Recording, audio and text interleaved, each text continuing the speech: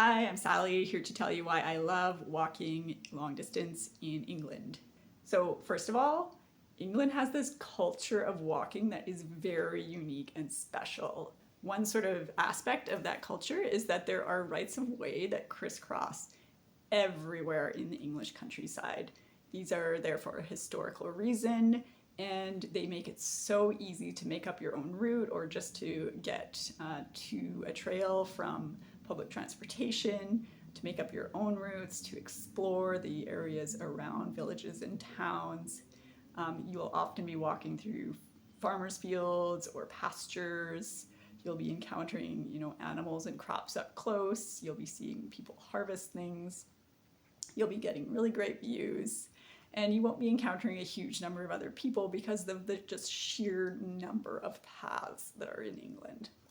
English people love to walk, whether it's walking their dogs or going on long distance walks. People are going to understand what you're doing and they're going to understand what you need, which means that there's lots of infrastructure for long distance walkers in England. So some routes have hostels located at very handy intervals. Some have inns, and there is a good network of infrastructure out in the national parks as well. There's baggage transfer along a lot of the popular routes if that's something you're looking for. There's also good public transportation going out to areas where you can connect with many of the trails. The second is that England has a diversity of landscapes. Mountains, albeit not the biggest mountains. There are lakes, there's beautiful coastline, of course, of every type. Bucolic countryside, pretty villages. So another reason is that, of course, they speak English. And so if you are maybe traveling abroad for the first time, or you're doing a solo adventure and you're a little bit nervous, England is a great place to start because you are going to be able to communicate with everybody easily. You're going to be able to read those signs. And alongside that is safety. It feels very safe to walk in England. You're never far from other people or from a village or a road. There are no scary animals. There's no scary insects or snakes. Generally speaking, you're just going to feel like you can kind of let down your guard a bit and relax as you walk. You might want to do a little research about cows, though.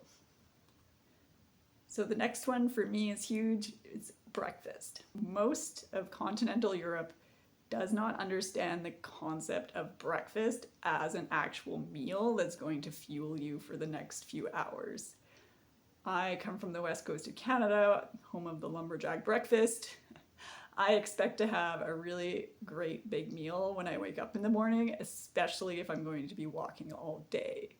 And it is so disappointing in a lot of Europe when the breakfast options are scant and when they are often not warm either.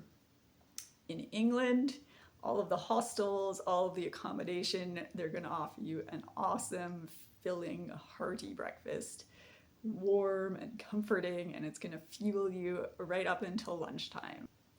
So finally, my last reason is pubs. Now, no matter where you go hiking in Europe, there's going to be establishments along the way that you can refresh yourself, whether that's with coffee or cocktails or beer.